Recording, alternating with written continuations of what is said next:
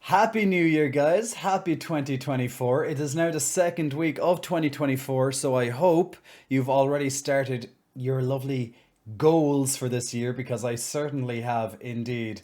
And whether that is to gain weight, whether it's to lose weight, whether it's to take something off your to-do list, improve your mindfulness, whatever the goal may be, maybe to make lots of money, maybe to change career, maybe it's to get some more gains. We shall see. But whatever your goals are, I hope you are doing them already. If you need help with that, check out my fitness website or check out my live streams where I talk about a lot of that stuff. So it's the second week of the year. I've already begun back streaming on Twitch. I believe I've done 3 streams already. Or is it 4? 3 or 4. And this is my first YouTube video of the year, not including the highlights of Santa J. Check out Santa J. It's a ho-ho-hoing great time. Happy Slaymas. Happy gains, miss. Happy flex, miss. But guys, I hope you enjoyed today's episode. It's a little bit on the shorter side, and I hope to see you on the flip side very soon. See you there. Bobby Kotick departed from Activision Blizzard on the 29th of December 2023 after the Microsoft merger took place months prior. The former boss of the company for the past 32 years stayed on the board to help the transition from Activision Blizzard to Microsoft. For a quick recap, the purchase of the company for almost 69 billion was completed in mid-October and key personnel changes will take place. From reporting by The Verge, it cites that Kotick's role won't be filled as CEO and executives will report directly to Microsoft Game Content and Studios president Matt Booty. Boy, oh boy, we do love that Booty. Under his leadership, Blizzard itself has seen a drastic change to its games, an obvious creative side, with monetization being front and center, with earning calls and a dwindling reputation over the years. Maybe now under Microsoft, they can steer the ship clear and slowly win back audiences. In World of Warcraft, they have a very promising year ahead, which we will talk about later. As reported by Law360 via GamesIndustry.biz, it seems that the company's woes are not just over yet. If we can remember, there was a massive drama and outrage over sexual harassment scandals last year with the EEOC and CRD with state-sponsored lawsuits. Remember, in these cases, they were settled, since there must have been a certain amount of evidence and patterns around this. Allegedly, former CEO Bobby Kotick made disparaging comments during a leadership conference that one of the key problems with Activision Blizzard that there are too many old white guys. Need I point out the white elephant in the room that this comes from an old white guy? A former 57-year-old executive who was let go in August 2023 after 9 years being at the company alleges that the remarks were made by Bobby Kotick and contributed to 2 other executives leaving based on ageism inherent.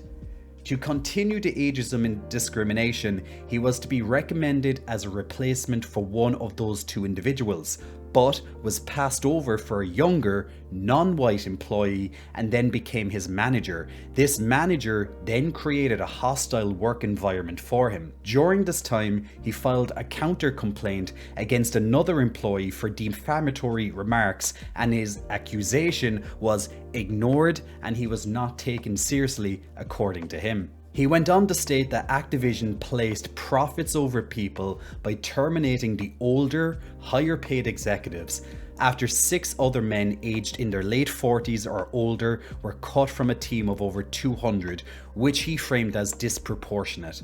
What do you think? Could it simply be a case that they wanted to increase their profit margins? They have let go hundreds of employees in the past, such as vital QA staff, another past drama, or it could be ageism that this former executive claims. We have seen these older employees let go from Bungie and BioWare in the past, and we also need to remember, is it targeted from an ageism angle, or is it that since an executive is a long tenure at a company, therefore higher pay bracket and compensation, does it mean axing them for less tenured is simply more profits per year?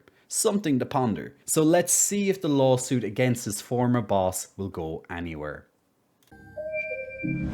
Hey guys, if I can ask for a favor, most of you who watch my YouTube channel are not yet subscribed or press the like button. Trust me, it will help me out more than you know, and I aim to earn it.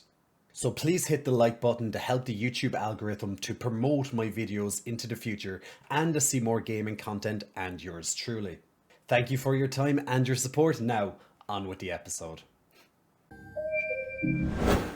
And staying with Activision news, we have some streamer drama involving them. So before covering this is a big personal liability disclaimer that this is all allegedly what has happened according to one side of this possible ban, as Nadia Amin, which is a Twitch streamer and YouTuber, is one party to comment on this at the time of writing. Activision Blizzard has yet to make a comment or address these claims, so please bear that in mind. But it would seem, according to Nadia, she has been completely blacklisted from tournaments hosted by Activision Blizzard. And this is as a result of her posting a picture of her in a bikini sitting in front of her setup with a Call of Duty loading screen showing. She has stated she has never posted nudity and has done nothing to violate any of the TOS regarding these tournaments, and this appears to be totally true.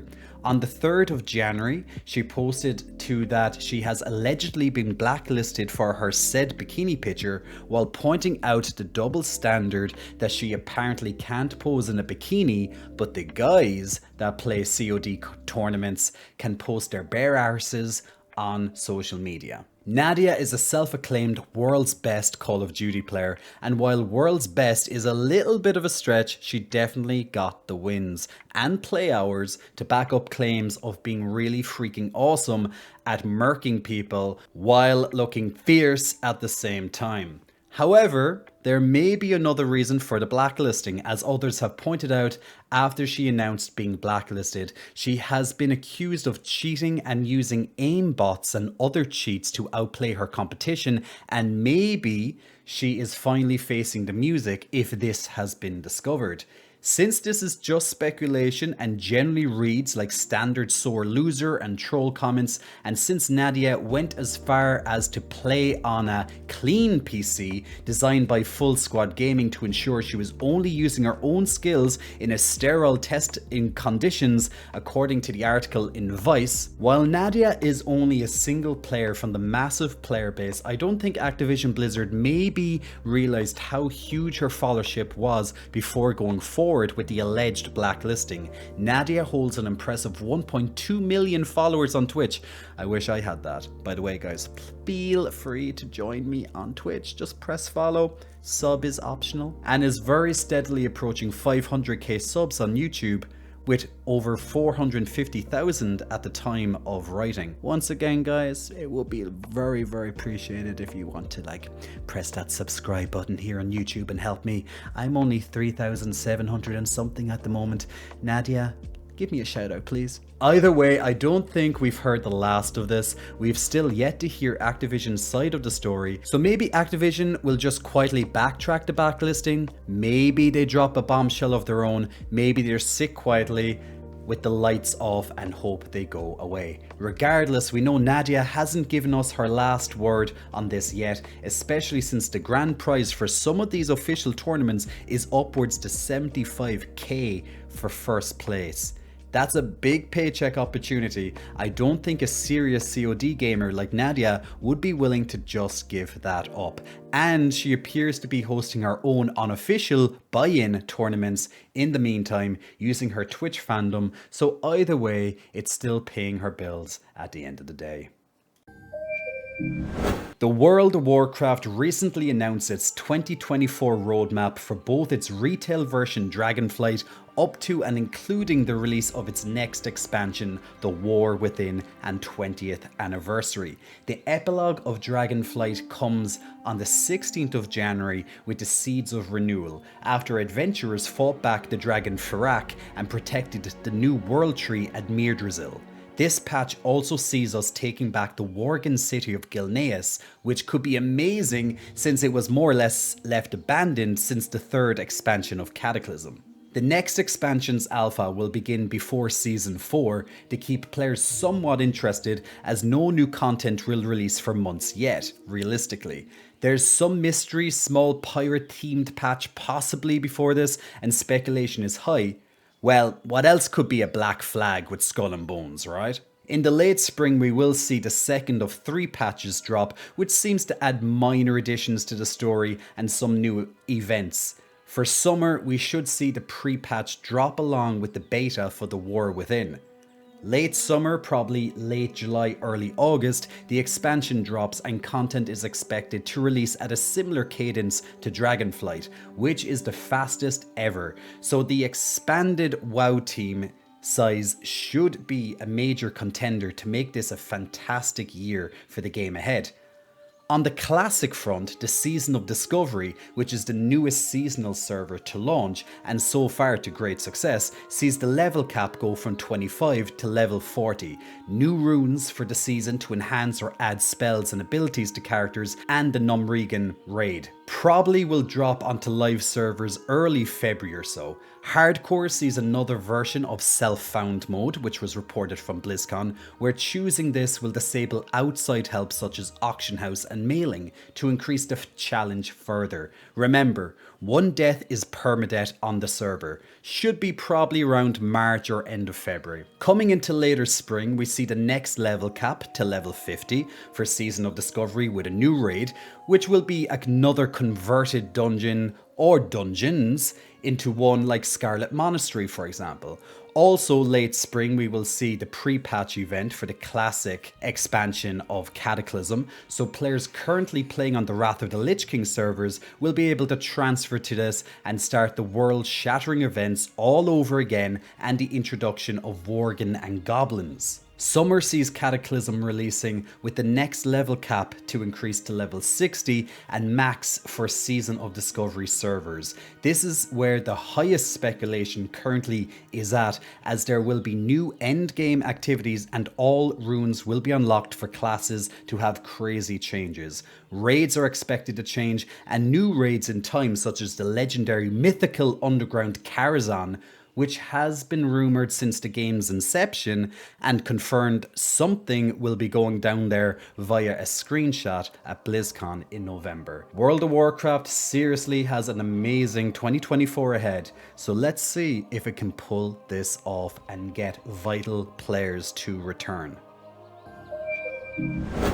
And that's it. That's the end of this episode. So I hope you enjoyed your time with me today, guys. And very soon we'll be getting out more episodes. Feel free to check out my live streams, of course, over on Twitch, and my other content on my social media and other platforms directly below. And feel free to support wherever you can by watching, by liking, whatever the case may be. You've heard my plea already. But until then, guys, you stay frosty, San Diego. I think that's the line.